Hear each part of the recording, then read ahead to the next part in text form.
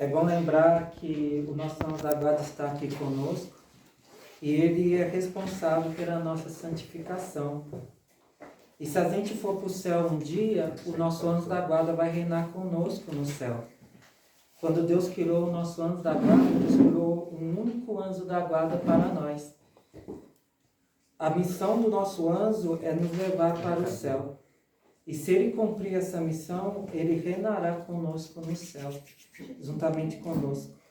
Pensamos que o nosso anjo da guarda nos inspire durante esse ensino e coloca no nosso coração um profundo desejo de crescer pela vida de oração. Santo anjo do Senhor, meu zeloso guardador, se a ti me confiou a piedade divina, sempre me rege, me guarde, me governe, me ilumine. Amém. Boa noite a todos. Boa noite. Eu me chamo André Luiz Rezende, tenho 41 anos, sou leigo celibatário. E é com muita alegria nessa noite que iremos falar para vocês sobre a vida de oração. Durante esse tema, iremos trabalhar a vida de oração. Iremos trabalhar, no decorrer desse tempo, a necessidade da vida de oração, a importância da vida de oração. Iremos trabalhar os 2 graus inicial da vida de oração, que é a oração vocal e a meditação. Lembrando que tem 9 graus na vida de oração. Nós, nessa noite, iremos trabalhar os dois principais graus, que é a oração vocal e a meditação.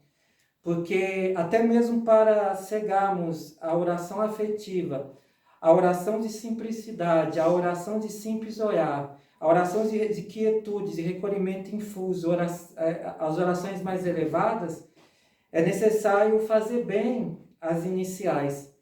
Lembrando que no castelo interior, as 3 primeiras orações é da via purgativa, ou seja, das 3 primeiras moradas, e as outras 6 é da vida mística, da 4ª à 7ª morada. Então, da vida ascética, da via purgativa para os iniciantes, os 3 primeiros níveis de oração é a oração vocal, meditação e oração afetiva. Então, essas 3 orações são da via ascética, ou seja, da via purgativa para os iniciantes. E como todos nós somos iniciantes na vida de oração, é necessário aprender e aprender bem o início das coisas, para fazer bem. Então, eu convido você que está com a Sagrada Escritura, pegar no Evangelho de São Lucas, capítulo 11, versículos de 1 e seguintes. São Lucas, capítulo 11, versículos de 1 e seguintes. E durante a formação eu vou usar a Sagrada Escritura, vou usar esse livro do Padre Antônio Marinho, Teologia da Perfeição Cristã, que é um livro, só para explicar isso, o objetivo desse livro é explicar como acontece a santidade, como um batizado recebe a graça santificante no batismo recém-nascido e como ele vira um santo de 7ª morada, fazendo todo o caminho até chegar à 7ª morada. Então, o objetivo desse livro é esse. Também irei usar esse livro, Santa Teresa d'Ávila, a vida dela, o livro da vida dela, e a Sagrada Escritura, e também alguns pensamentos de alguns santos sobre a vida de oração. Todo mundo achou? Sim. Um dia, num certo lugar, estava Jesus a rezar. Terminando a oração, disse um dos seus discípulos: Senhor, ensina-nos a rezar, como também João ensinou os seus discípulos. Disse então: quando orardes, dizei: Pai, santificado seja o vosso nome, venha o vosso reino, dá-nos hoje o pão necessário ao nosso sustento, perdoai-nos os nossos pecados, pois também nós perdoamos aqueles que nos ofenderam, e não nos deixeis cair em tentação. palavras da salvação. Glória a vós, Senhor. Então, o objetivo dessa formação é nós aprender como acontece a oração. Mas, para conhecer, é necessário saber o que é a oração. Santa Teresa diz assim, Santa Teresa d'Ávila, é tratar e amizade, estando muitas vezes tratando a sós com quem sabemos que nos ama. Então, eu gostei muito dessa definição de Santa Teresa d'Ávila sobre a oração, que é tratar e amizade, porque a oração é uma amizade. Porque é bom lembrar o que é uma amizade. São Tomás de Aquino nos diz que uma amizade de verdade é um amor que vai e volta. Para ser amizade, segundo São Tomás, o amor precisa ir e voltar. Se eu falo que eu amo alguém, mas esse amor não vai e não volta, não é amizade, é apenas amor. Mas para ser amizade, o amor precisa voltar, ir e voltar. Na oração, Deus nos amou por primeiro, nos lembra São João na sua carta, e nós amamos a Deus de volta. Então a oração supõe esse diálogo. Deus me ama e eu amo a eles de volta. Deus que fala comigo através da Sagrada Escritura, através da tradição da igreja, dentro da minha oração pessoal, dentro da oração vocal, dentro da meditação, e eu respondo ao amor dele na oração, respondendo aquilo que ele pede para eu fazer. Porque isso é amizade. O amor que vai e volta. Uma vez que Deus me ama, eu quero ser amigo de Deus, vivendo os mandamentos, lutando para estar em estados de graça, eu vou amando a Deus de volta. Então é importante entender a definição de amizade. Esse amor que vai e volta. E saber, repito, tratar de amizade, estando muitas vezes a sós. E como é bom estar a sós com Jesus muitas vezes.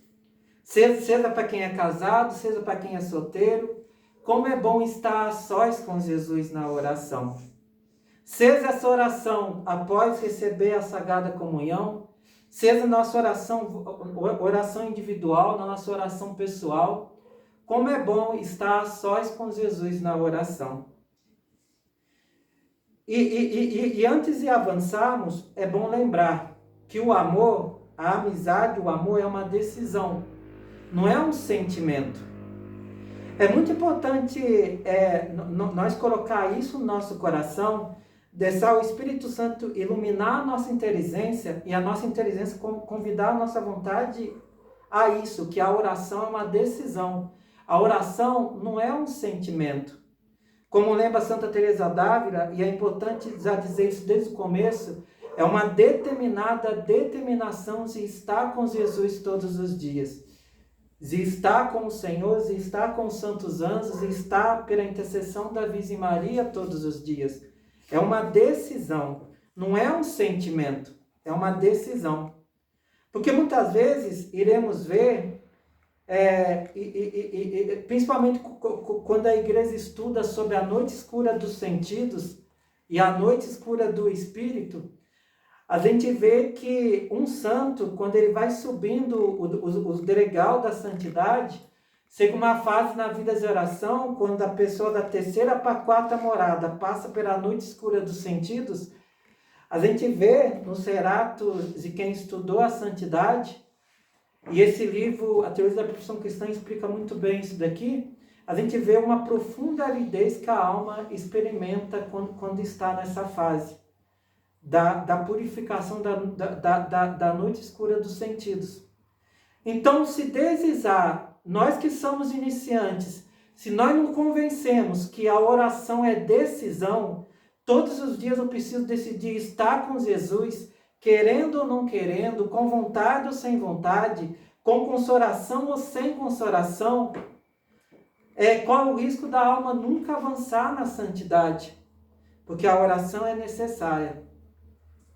A necessidade da oração. Por que necessitamos rezar? Primeiro, pela salvação eterna.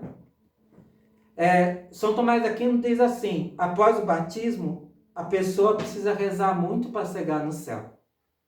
Iremos entender lá na frente o que é a oração para um celibatário e o que é a oração para um casado, porque tem diferença. É bom lembrar isso também. Mas é necessário rezar, e rezar muito, todos os dias, para chegar ao céu. Primeiramente, pela salvação eterna, é necessário rezar e rezar muito. E segundo, que também unido à salvação eterna, se quisermos ser santos, é necessário rezar e rezar muito. Não é possível ser santo, não é possível chegar no céu sem oração. Todos os santos se santificaram porque rezaram e rezaram muito durante a sua vida. Se eles não tivessem rezado, eles não teriam se santificado. O próprio Santo Afonso Maria de Ligório, no livro da oração, ele diz que as almas que foram condenadas ao inferno, bastava essas almas ter rezado um pouco, bastava essas almas ter rezado um pouco para ter se salvado. E pelo fato de elas não ter rezado, elas não se salvaram. E é bom lembrar o seguinte: uma alma em pecado mortal, se eu pegar, por exemplo, um adúltero, se eu pegar, por exemplo, uma prostituta, se eu pegar, por exemplo, um mentiroso, se eu pegar, por exemplo, um ladrão e ensinar para ele a oração e rezar bem, e se ele for sincero com Deus na oração e pedir: Jesus, me tire do roubo, me tire do adultério, me tire da prostituição, me tire, Jesus, da idolatria. Se ele for sincero, Deus vai tirar ele vai ter a graça de se confessar, ele vai sair da desgraça do pecado mortal, vai recuperar a graça de Deus pelos sacramentos ou pela contrição perfeita e vai avançar rumo à santidade. E é importante dizer isso. A oração para os pecadores, é bom lembrar que a linguagem de pecadores a gente usa para quem está em pecado mortal. E a linguagem de pagãos a gente usa para quem não foi batizado. Para quem é pagão, que significa a pessoa não foi batizada. Então, os pecadores, se for ensinado a eles como rezar e rezar bem, eles vão sair do pecado mortal, vão se converter e vão ser grandes santos. Santo Agostinho é um exemplo disso. Que a mãe dele, durante 30 anos, rezou pela conversão dele. E ele, ouvindo as pregações de Santo Ambrósio, se converte e é batizado. Então é importante saber a eficácia da oração para quem está em pecado mortal, para ele sair do pecado mortal, e muito mais para quem está em estados de graça, para que a graça santificante vai aumentando e crescendo. Então, a necessidade da oração para a salvação eterna. Sem oração é impossível chegar no céu. Até o padre Reginaldo Guaraguá Grande, no livro O Homem e a Eternidade, para quem não sabe, o padre Reginaldo Guaraguá Grande foi professor de São João Paulo II. Um grande tomista, ele diz o seguinte: que uma alma em pecado mortal, é necessário que essa alma saiba rezar e seja perseverante na oração. Porque quanto mais tempo a alma permanece em pecado mortal, mais o coração vai se endurecendo. E é um verdadeiro milagre, o próprio Padre Antônio Marim repete isso, é um verdadeiro milagre uma pessoa em pecado mortal que ficou anos em pecado mortal se salvar. É um verdadeiro milagre da graça, se ele conseguir a salvação eterna. Então, é muito melhor estarmos em estados de graça, permanecer durante toda a nossa vida em estados de graça. Porque, à medida que vamos crescendo na vida de oração, a graça santificante também vai aumentando.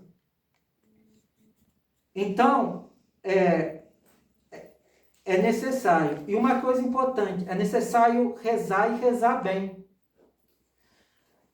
No dia 19 de setembro de 1846, Nossa Senhora Lanzarete apareceu para aquelas crianças na França. E uma das perguntas que Nossa Senhora perguntou para aquelas crianças é o seguinte: vocês rezam? As crianças disseram: sim, rezamos. Mas vocês rezam bem? As crianças responderam: às vezes sim, às vezes não. Nossa Senhora disse: é necessário rezar e rezar bem. É muito importante saber, não é necessário rezar e rezar bem. Iremos ver daqui a pouquinho, quando tratarmos da oração vocal, que São Tomás Aquino fala sobre isso. A necessidade da atenção e da piedade na oração vocal. Porque o que acontece? Se a pessoa não reza bem, se a alma não reza bem, porque a oração é amar a Deus. A santidade é amar. Rezar é amar a Deus. E como lembra São Tomás Aquino, um dos objetos do nosso amor é Deus. Quando eu estou rezando, eu não posso esquecer que eu estou exercendo o meu amor a Deus. E se eu rezo distraído, se eu rezo com pressa, se eu rezo não estando atento, seja na meditação, seja na oração vocal, se eu estou distraído, iremos trabalhar também, quando trabalharmos da dificuldade da oração, as distrações. Se eu não rezo bem, eu não vou experimentar o fruto daquela oração. Porque toda oração Deus tem algo preparado para nos transformar e nos santificar. Por isso, a necessidade de rezar e rezar bem. Qual a eficácia da oração? A eficácia da oração é a santificação do coração. São Boaventura, ele diz assim: se queres sofrer com paciência as adversidades e misérias desta vida, sejas homens de oração. Se queres alcançar a virtude e a fortaleza para vencer as tentações do inimigo, seja homens de oração. Se queres mortificar a tua vontade própria com todos os seus gostos e apetites, seja homens de oração. Se queres conhecer as astúcias de Satanás e defender-te dos seus enganos, seja homens de oração. Se queres viver alegremente e caminhar com suavidade pelo caminho da penitência e do trabalho, seja homens de oração. Se queres espantar a tua alma, as moscas importunas dos pensamentos vãos e dos cuidados desta vida, das coisas mundanas, seja homens de oração. Se queres sustentar com robustez a devoção e sempre ter as ceias e bons pensamentos e desejos, seja homens de oração. Se queres fortalecer e confirmar o teu coração no caminho de Deus, seja homens de oração. Finalmente, se queres arrancar de sua alma todos os vícios e plantar em seu lugar as virtudes, seja homens de oração, porque nela se recebe a união e graça do Espírito Santo que ensina todas as coisas. E além disso, se queres subir aos cumes da contemplação, em outras palavras, se queres subir ao cumes da santidade e gozar dos doces abraços do esposo, é interessante essa expressão esposo, porque os grandes santos chegam ao ponto de amar com amor esponsal. Esponsal vem de esposo, ou seja, ama com amor de união matrimonial entre Deus e a alma. É interessante essa expressão. Exercita-se na oração, porque este é o caminho pelo qual a alma sobe a contemplação e o gozo das coisas do céu. Então, o que a oração faz? Por isso, a oração nos santifica. Eu lanço um desafio para mim e para vocês, para nós. Se nós, durante um ano, fomos fiéis na nossa oração, todos os dias rezando, Senhor, transforma o meu coração, Jesus, santifica o meu coração, Senhor, me faz crescer nas virtudes, Senhor, eu sou tão impaciente, me faz crescer na paciência. E se a oração for sincera, em um ano, nós seremos outras pessoas, se formos fiéis, perseverantes todos os dias naquela oração. Porque a oração íntima vai transformando o coração e vai santificando a pessoa. É pela oração que nós vamos adquirindo as virtudes, como diz São Boaventura. É pela oração que vamos adquirindo as virtudes que necessitamos para sermos santos. Mas para isso é necessário estar com Jesus todos os dias na oração. Pedir a graça, pedir a graça de estar com o Senhor na oração. E pedir que Ele coloque no nosso coração o desejo de estar com Ele. O desejo de estar com Ele na oração. Todos os dias. Então, é necessário. São Pedro de Alcântara, só para dar mais um exemplo, diz assim: na oração limpa-se a alma dos pecados, alimenta-se a caridade e confirma-se a fé, fortalece a esperança, alegra-se o espírito, move a compaixão, pacifica-se o coração, descobre a verdade, vence a tentação, foge da tristeza, renova os sentidos, repara a virtude enfraquecida, despede-se da tibieza, consome a ferrugem dos vícios e desam centelhas vivas de desejos celestes, entre os quais arde a alma do divino amor. Então a oração faz tudo isso. Porque o que acontece muitas vezes como é que a pessoa sabe que a pessoa está sendo transformada? Se está crescendo a paciência, se está crescendo a virtude da castidade, se está crescendo a fortaleza, se está crescendo a fé, a esperança, a caridade. A gente vê os frutos pela oração. Se a pessoa reza e reza de verdade, os frutos aparecem na vida da pessoa. Mas a gente vê muitos católicos.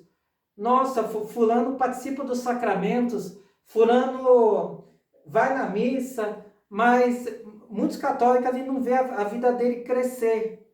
Porque muitas vezes, em muitas almas, a oração é artificial. Ou seja, a pessoa reza, mas não contempla a verdade na oração. A pessoa reza, fica presa a exterioridade na oração, mas não deixa que a oração transformar o seu coração. Reza por rezar. Iremos ver daqui a pouquinho que não basta rezar por rezar. É necessário rezar e na oração estar exercendo o amor a Jesus na oração. Agora vamos ver as dificuldades da oração. Primeiramente, as distrações. Existem dois tipos de distração na vida de oração. A involuntária e a voluntária. A involuntária é o seguinte: a pessoa está lá em oração, ou rezando o Santo Terço, ou meditando a Sagrada Escritura, ou meditando um livro de algum santo. Aí, de repente, do nada, vem um pensamento de distração. A pessoa lembra: nossa, eu preciso pagar uma conta hoje à tarde. É uma distração involuntária. A pessoa não está pensando naquilo, aquilo veio. E isso acontece com frequência. É bom lembrar isso. Então, quando veio aquela distração, o conselho é a pessoa pegar aquela distração involuntária e transformar aquilo em oração. Por exemplo, Jesus, eu estou aqui meditando. O Senhor, eu estou aqui meditando o Pai Nosso e me veio a distração que eu preciso pagar uma conta. Jesus, eu sei que que depois eu preciso pagar uma conta. Eu só entrego essa conta nas tuas mãos, Senhor. Cuida dessa conta para mim. E uma vez entregue a Deus, a pessoa volta e continua onde ela estava na oração. Isso que se faz com todas as distrações involuntárias que vêm. Seja uma, seja muitas. Mas se vem, transforma aquilo em oração. Transforma aquilo em oração e não permita que a sua alma fique impaciente porque veio distrações involuntárias. Porque muitas pessoas permitem que a alma fica perturbada porque vai rezar e vem distrações. Veio as distrações involuntárias, entrega aquilo para Jesus e continua a oração. A pessoa está rezando, entra aqui também. Ah, o meu esposo precisa de mim, meus filhos, meus irmãos, meus pais precisam de mim. Como lembra São Vicente de Paulo, sai da oração, ame Jesus naquele próximo, atenda a necessidade daquele próximo, seja ele quem for, seja seu irmão, seu esposo, seu pai, seu filho, seja quem for, vai com amor, com paciência, ame Jesus naquela pessoa e na outra oportunidade volte para a oração. Porque o que acontece? Muitos estará rezando, aí alguém precisa da pessoa. Em vez da pessoa sair, amar Jesus naquela pessoa e na outra oportunidade voltar, a pessoa fala assim, não, a pessoa está me atrapalhando de rezar. Não, eu não vou deixar de rezar, não, a pessoa depois que me espere. Se a pessoa faz isso, a pessoa perdeu uma ótima oportunidade de santificar. Porque como lembra Santa Teresa d'Ávila, Deus vai nos santificar contrariando a nossa vontade, muitas vezes. Muitas vezes a pessoa está rezando, o próximo precisa dela, ela deve, com paz, com serenidade, sem perturbar a tranquilidade do coração, vai, ama Jesus naquela pessoa com sinceridade, depois na outra oportunidade volta para a oração. É importante entendermos isso, não sou eu que estou dizendo, São Vicente de Paulo dá esse conselho. Porque muitas vezes as pessoas perdem a oportunidade de crescer na santidade, como lembra Santo Agostinho, porque o próximo está precisando daquela pessoa naquele momento, não é daqui meia hora, é naquele momento. Então a pessoa deve ir, vai, atende aquela pessoa, depois na outra oportunidade volta e continua a oração. É bom deixar isso claro. Porque tanto o amor a Deus e o amor ao próximo estão ligados. Vai ver mesmo se realmente a oração está produzindo fruto no meu coração, se pacientemente eu saio e vou atender meu próximo. Com alegria, vou orar, amo Jesus no meu próximo, depois na outra oportunidade eu volto e continuo a oração. Então é importante entendermos isso. Agora, o que eu faço com as estações voluntárias? As estações voluntárias devem ser combatidas. Veio de estações voluntárias, imediatamente entrega para Jesus. Porque é bom lembrar, as estações voluntárias que não são combatidas são pecados veniais. É bom lembrar isso. E é bom lembrar que os pecados veniais devem ser combatidos. Então, veio de estações voluntárias na oração, combate as estações voluntárias. Combate. Não permite que aquelas ervas daninhas vai nascendo e crescendo. Combate. Por exemplo, a pessoa está rezando, aí a pessoa lembra, em vez da pessoa combater, a pessoa continua naquela lembrança. Não, combate aquelas estações voluntárias. Porque as estações voluntárias devem ser combatidas e não permitidas. E também a tibieza, que é típico das primeiras moradas. A primeira e segunda morada, o fiel não tem aridez, como a gente entende a aridez na linguagem ascética e mística. O fiel tem tibieza. O que é a tibieza? A tibieza é causada por várias coisas. Se um fiel está em pecado mortal, por exemplo, o fiel vai ter tibieza porque vai ter dificuldades de rezar. Por isso é necessário, nesse caso, o fiel recuperar a graça para que ele tenha... Ele reza e luta contra a tibieza. Também a tibieza é causada por pensamentos mundanos, que a pessoa deve combater. A pessoa deve lutar para combater os pensamentos mundanos que vêm. Porque se a pessoa gasta tempo nos pensamentos mundanos, é evidente que a tibieza vai crescer no coração. E quando eu falo dos pensamentos mundanos, eu me refiro também a coisas honestas. Por exemplo, filmes está no campo moral, filmes honestos, evidente, né? É bom deixar isso claro. Está no grau da honestidade. Mas se uma pessoa fica o dia inteiro assistindo filme, na hora que a pessoa vai rezar, evidente que aquilo que ela viu vai atrapalhar um pouco na vida de oração. Por isso é necessário o equilíbrio também no uso das coisas honestas, para que as coisas honestas não atrapalhem na vida espiritual. Tem muitas pessoas que diretores espirituais é obrigado a aconselhar, cotar coisas honestas para que a pessoa realmente se concentre na vida de oração. Porque tem pessoas que tem principalmente jovens, peguem essas séries boas.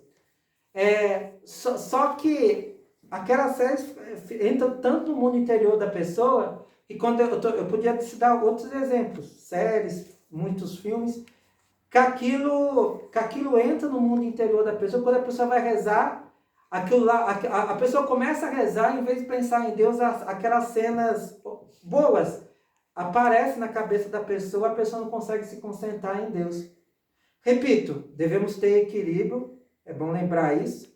Coisas honestas não são coisas pecaminosas, estou falando de coisas honestas, mas é necessário um equilíbrio para não prejudicar a vida espiritual. Isso não sou eu que estou dizendo. O Padre Antônio Marinho fala isso, e os grandes santos místicos e diretores espirituais que conhecem a vida espiritual refletem sobre isso. Pode ser filmes honestos? Sim, desde que tenha um equilíbrio e não dê também o seu espírito excesso daquilo ali. É igual a gula, por exemplo. O que é o pecado da gula? Só para dar o exemplo da gula e colocar no filme. Eu devo comer o necessário, passou do necessário vira gula. Eu devo comer e comer bem. Para uns, comer bem é comer 2 pratos por dia.